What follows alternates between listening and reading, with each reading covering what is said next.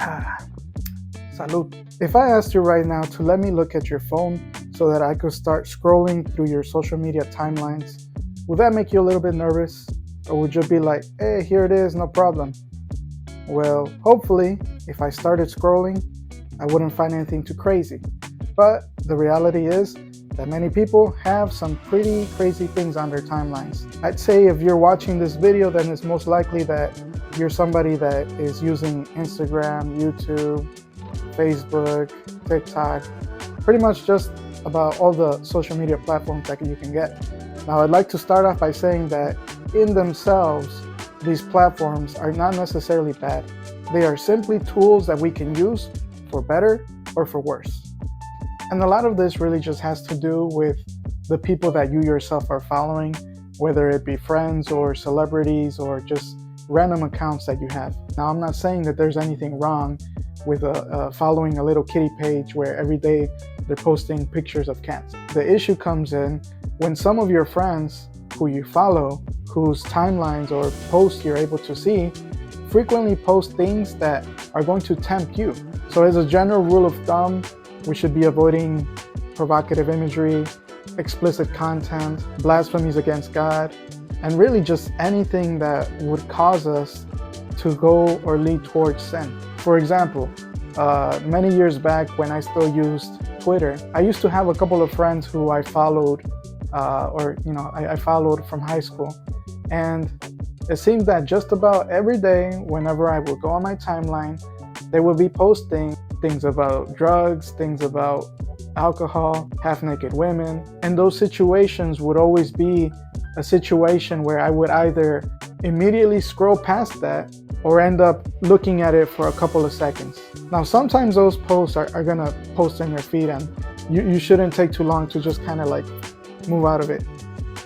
But the temptation is to just look at it and let those thoughts linger into your mind. Because once you start to let all of those different images into your head, you start to get into the realm of lust. And if you're someone that struggles with the sixth commandment, then these sorts of posts can be very dangerous for you spiritually. So what I ended up doing eventually was feeling a little bit uncomfortable about deleting the friend. So I just muted them. And by muting them, I still had them as a friend on the platform, but I just didn't see any of the things that they were posting. And later on, I realized that there was actually a feature on the application. Anytime somebody posted something, it gave me the option to block that person or simply let Twitter know that I no longer wanted to see that type of content. These applications want you to continue to use their platform. And so if you tell them, I don't want to see this kind of content, they're gonna plug that into their algorithm and instead post the type of content that you're going to be more likely to watch. So that would be the first tip.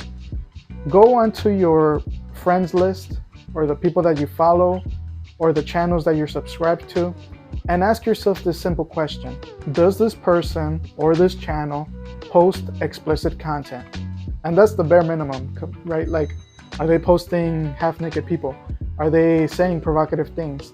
Are they blaspheming against God? If the answer is yes, then simply delete, unsubscribe, mute, do whatever it is so that you no longer see that kind of content. And this would be, that first wave of washing your timeline. It's looking at the things that are obviously not things that you should be watching. Once you get through that first wave, try to go again through your list and maybe be a little more precise in the people that you're subscribed to or following.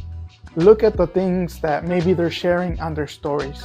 Are they people that tend to post things that are contrary to the faith? Are they people that are posting things always using God's name in vain, or just constantly recording themselves, taking shots? In this second wave of washing, we are trying to pick any little imperfection that would entice us or make us glorify sin. After this, the third wave would be, now that you have a clean feed on your timeline or a clean list of friends, then start to plant little seeds of things that are going to help you grow in virtue. Perhaps subscribe or start watching videos or content of people who have a daily devotional. Maybe there's a YouTube page out there that every day they pray a rosary or every day they share the gospel. Follow some accounts that perhaps draw or paint or even post quotes of the saints. And in doing so, your timeline will start to have a mix of maybe friends that you have been following and don't necessarily post bad things, but are also starting to see a feed that is giving you the good, the right, the just, the beautiful, things that are going to elevate you up to God. So the first wave, delete the obvious. Second wave, pick at the imperfections. And third, start to plant little seeds that are going to blossom into something beautiful. Now, I do want to say that at the end of the day, you might be better off just getting rid of all of these social media platforms. Some people find it easier to just cut it off because even trying to work with it is a near occasion of sin. And Jesus says if your right hand, this is my left hand, if your right hand causes you to sin, it's better to have it cut off than your whole body in hell. Now, if that's not your case, then remember that all of these platforms, they're tools that we can use. And if you're going to be someone that uses these platforms, then take the opportunity to use them as a way to reach out to the lost sheep.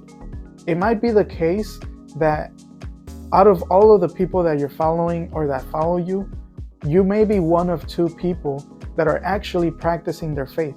So why not be somebody that uses the platform as a way to evangelize? Now, you don't have to go DM to DM saying, hey, do you know Jesus? Do you know Jesus? Do you know Jesus?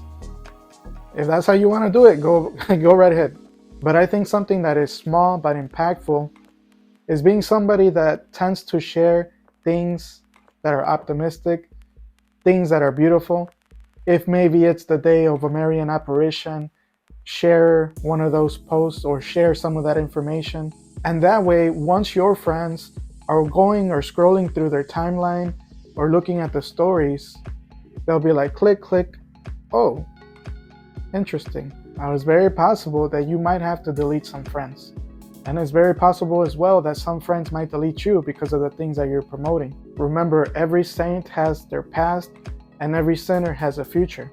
But those cleanings or their washes or those purifications of your social media content serve as a way to give right order to the things that have the most importance. And in this way, we uplift the things that are going to draw us to God, and we delete or remove the things that are going to take us away from God. So those are just a couple of tips.